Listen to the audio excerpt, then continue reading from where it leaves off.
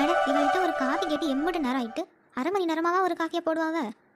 அடே எப்பா, எடி பிரேமா, இதோ வந்துட்டேன் தே.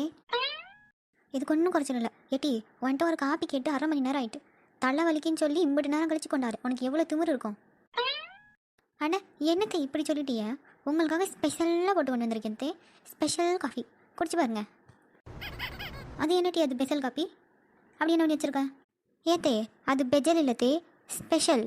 உங்களுக்காக பாலில் தண்ணியே சேர்க்காம இருந்த 1/2 லிட்டர் பால் ஒரு கிளாஸுக்கு வற்றி வர அளவுக்கு கொதிக்க வச்சு சுண்டு காய்ச்சி பால் ஒரு காஃபி வச்சு கொண்டு வந்திருக்கேன் தே. குடிச்சு வருங்க, உடம்புக்கு நல்லா தெம்பாக இருக்கும். நீ இப்படியெல்லாம் செய்ய மாட்டியே. சரி கொண்டா, நீ என்ன தான் போட்டு வச்சிருக்கேன்னு பார்ப்போம். ஏட்டி என்னடி இது காஃபியில் உப்பாளி போட்டு கொண்டாந்துருக்க? அது ஒரு காரணமாக தான் தே போட்டிருக்கேன். அது என்னடி அது காரணம்? நொண்டி சாக்கு சொல்லிட்டு இருக்க. ஆனா என்ன வீட்டுக்குள்ள வரதுக்கு முன்னாடி வாசல்லையே உங்க 2 பேர் சத்தம் கேட்டு இருக்கு. என்னதான் நடக்கு இப்ப இங்க? இங்கர்லே தலை வலிக்குன்னு சொல்லி அவன் பொண்டாட்டிட்ட ஒரே ஒரு காஃபி தான் வச்சு கேட்டேன். அவன் முடிஞ்சா செய்யணும், இல்லைனா முடியாதுன்னு சொல்லிட்டு போயிருக்கணும். அதை விட இப்படி காஃபியில் உப்பாளி போட்டு கொண்டாந்துருக்காளே, இது யார் குடிக்க? நான் குடிக்கிறதுக்கா? பிரேமா எதுக்கு பிரேமா இப்படி பண்ணிட்டு இருக்க?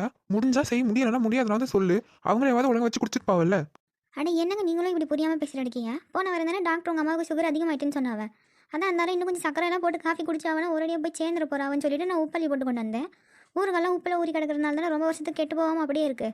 அதான் இருந்தாலும் உங்கள் அம்மாவுக்கும் உப்பில் காஃபிலாம் போட்டு கொடுத்தா உப்புலேயே ஊற்றிட்டு ரொம்ப வருஷத்துக்கு உயிரோடு இருப்பாவ. எதுவும் ஆகாதுன்னு நினச்சி போட்டு கொடுத்தேன். இதில் என்ன தப்பு? பிரேமா வர வர நீ பண்றது ஒன்றும் சரியில்லை பாத்துக்க. இப்ப பேசுறது ஒரு மாட்டுக்கு பேசிட்டு இருக்க. வர வரையா அவள் வந்ததுலேருந்து எத்தனாலே நான் சொல்லிட்டு இருக்கேன். உனக்கு தான் அவள் அமுதமாக தெரியல உன் கண்ணுக்கு. ஏட்டி பிரேமா, குழு மீட்டிங்க்கு கூப்பிட்டு எவ்வளோ நேரம் ஆச்சு? மீட்டிங்கே முடிய போகுதுட்டி, இன்னும் வராமல் என்ன பண்ணிட்டு இருக்க?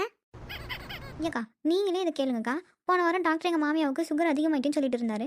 அதான் இருந்தாலும் ஊருக்காலம் உப்பில் கிடக்கிறதுனால தான் ரொம்ப நாளைக்கு கெட்டு போகாமல் இருக்குது. அந்த மாதிரி இவங்களுக்கும் உடம்புல உப்பு நிறைய ஏற்றி விட்டோன்னா கெட்டு போகாமல் ரொம்ப வருஷம் ஊறிக்கிட்டு அப்படியே இருப்பாங்கன்னு நினச்சி காஃபியில் உப்பாளி போட்டு கொண்டு வந்தேன்.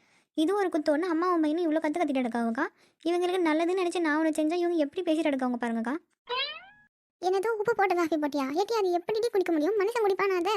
அதனால தான்க்கா என் மாமியாருக்கு போட்டு கொடுத்தேன். பிரேமா பார்த்து பேச சொல்லிட்டேன். இல்லே அவள் பேசுகிறத நீயும் பார்த்துட்டே தானே இருக்க இத்தனை வருஷமா. நான் சொல்லியும் கேட்கல, பார்த்தும் தெரிஞ்சலன்னா என்னால் என்ன பண்ண முடியும்? எல்லாம் என் தலை எடுத்து இதனாலும் வைக்கணும்னு இருக்கு.